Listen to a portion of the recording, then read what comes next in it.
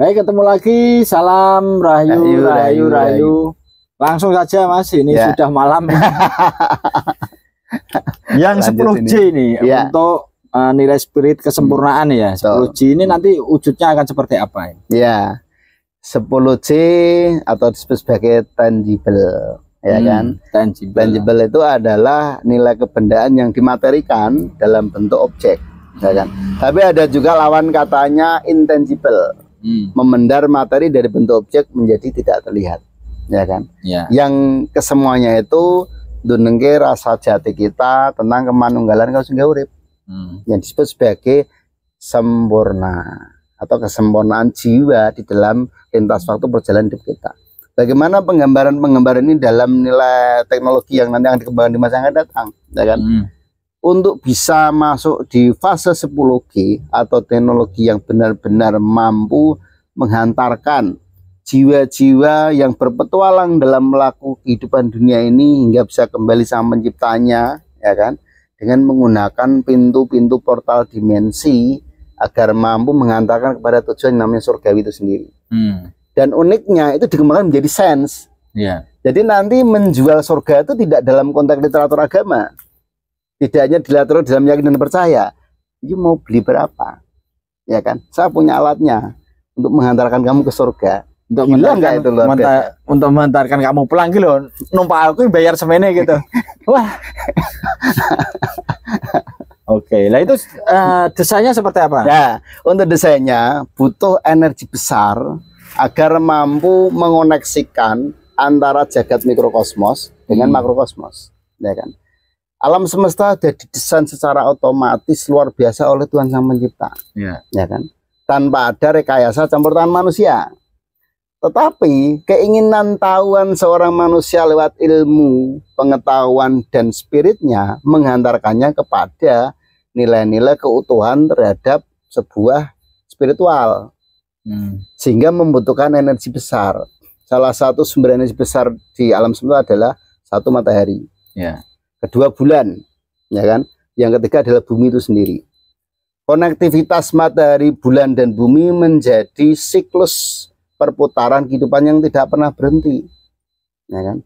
Saat ini kalau kita mau jujur ya, buka aja nih di beberapa sesi dunia, Cina berlomba membangun sebuah teknologi yang di luar akal manusia saat ini, yang sedang dia kembangkan, membuat kloningan matahari dan membuat bulan sendiri, ya kan?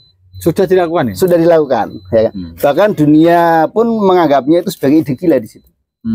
Apa sih kepentingan Cina yang seolah-olah itu menjadi mega project yang tidak bisa dirasakan di zaman sekarang dengan nilai kemanfaatan? Kenapa bisa berpikir seperti itu? Jauh sana matahari. Matahari kenapa buat matahari? Ya kan? Ada bulan kenapa buat bulan? Ya kan? Tapi ada sebuah rahasia nih, bagi sebuah sense di sebuah negara untuk menciptakan ide gila itu untuk menjadikan teknologi super di dunia ini, ya kan? Yang bernama Kemanunggaling Kaulo Gusti di dalam pembelajaran Jawa itu diwujudkan dengan nilai sen tersebut. Jadi singkat cerita, energi-energi diciptakan oleh teknologi itu untuk membuka pintu portal dimensi membutuhkan sumber daya alam yang besar, mulai dari uranium, plutonium, dan sebagainya, yang kesemuanya itu ada di sumber daya alam Nusantara, ya kan? Dengan harapan satu, gugah membangkitkan jiwa-jiwa leluhur orang-orang Cina di negaranya yang dulu dicatat oleh sejarah mereka. Orang Cina mampu menguasai dunia di era dinasti Ming, yang tertera atau tersimpan terkubur dalam tanah yang saat ini ditemukan oleh arkeolog. Ada satu patung dinasti Ming didampingi oleh 8.000 pengawalnya dengan harapan mampu dibangkitkan untuk bisa hidup kembali, mengembalikan kejayaan di negara Cina di berapa ribu tahun yang lalu untuk bisa dihadirkan kembali di era sekarang dengan menggunakan teknologi. Nah, berarti kan membangkitkan itu dengan menggunakan energi besar, kemudian menciptakan bumi sendiri, bulan sendiri, bumi sendiri itu. Itu targetnya berapa ratus tahun itu nanti? Kalau kita bicara tentang target ya, semuanya pasti sudah memiliki skema periodik. Saat ini yang kita rasakan aja teknologi AI sudah menggambarkan tentang spiritual indera keenam, ya kan. Saya kira 7 sampai ke 10 tidak butuh waktu lama.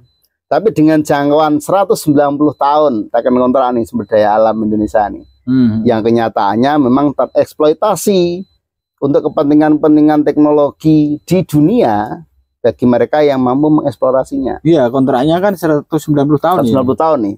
Kontrak kontrak pengelolaan aset. Pengelolaan aset, ya kan. Yang saya kira 190 tahun adalah waktu yang sangat lebih dari cukup untuk mewujudkan sebuah impian, cita-cita sebuah negara untuk menguasai sebuah dunia dengan nilai spiritual yang diwujudkan dengan teknologi sains yang dikembangkan. Tapi itu kan bertentangan dengan apa yang kita pahami, bahwa yang bisa menghidupkan orang mati itu kan ya hanya Sang Pencipta, bertentangan gitu loh. Nah itu seperti apa Mas nilai-nilai? Apakah itu kan itu juga tidak akan bisa terlaksana ketika tidak hijabai atau diridhoi sama Allah kan, gitu. Ada di ajaran kita. Nah itu seperti apa nanti? Ya, kembali lagi kepada teman-teman yang belajar tentang spiritual ya. Tujuan dari spiritual itu adalah jalan untuk kembali pulang. Ya. Dari perjalanan dari sekian lamanya kita agar dihadirkan ke dunia ini menjadi nilai kemanfaatan lewat teknologi dan bisa kembali pulang menyatu kepada Sang Pencipta kembali. Nah, di saat orang-orang dengan kepentingan egoisnya ingin membangkitkan kejayaan leluhur dengan membuat teknologi yang super canggih tentunya ya, yang inginnya dihadirkan melebihi dari kuasa Tuhan, kembali lagi kita sebagai manusia hanya bisa berdoa, ya kan. Dengan kemampuan keterbatasan manusiawi kita hanya memiliki kecerdasan untuk bisa berbagi pengetahuan, tapi tidak memiliki kewenangan untuk menentukan. Semua kuasa Tuhan di sini. Ya. Di saat manusia itu melebihi ambang batas kemampuan kecerdasannya, bahkan mempengaruhi dan merusak lingkungan sekitarnya, maka Tuhan akan bergerak menyeimbangkan dengan kejadian alam semesta. Kita nggak tahu alam semesta ini akan bergerak seperti apa.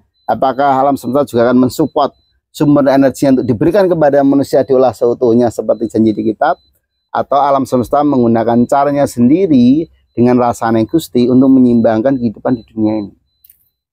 Berarti apapun rencana manusia ya dikabulkan ya, kalau apapun kembali lagi kepada Sang Penciptanya ya. Kan suka-suka Sang Pencipta kan. Iya, betul.